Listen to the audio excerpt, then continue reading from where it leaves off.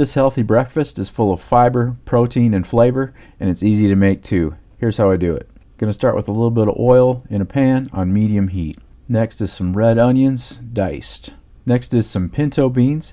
These are freshly cooked pinto beans that I made from dried. You can use canned if you want, but I feel that the beans cooked from dried are much better. I have a video on my channel showing you exactly how I make these beans if you want to check that out after you're done watching this. Obviously you can choose whatever bean you like, black beans, garbanzo beans, whatever beans. But I'm going to get this warmed up in the pan here until the onions are slightly softened and the beans are kind of starting to split open and get a little bit of browning on them there. And at this stage you can cook this as little or as much as you want. Sometimes I like my onions a little bit crunchy, sometimes I like them thoroughly cooked. It just depends on the day. Next I'm going to add some eggs. I usually eat about 2 or 3 eggs in this breakfast.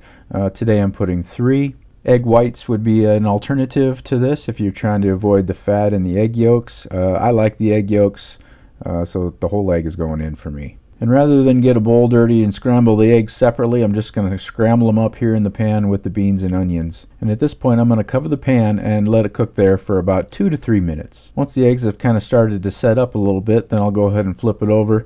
You can flip it over with a spatula, or if you're fancy like me, you can do a little flip maneuver there. And finally I'm going to add a couple of slices of cheese. This is cheddar cheese here, but any other cheese would work good. Pepper jack is one that I use quite frequently. And I'm going to put the cover back on and turn the burner off.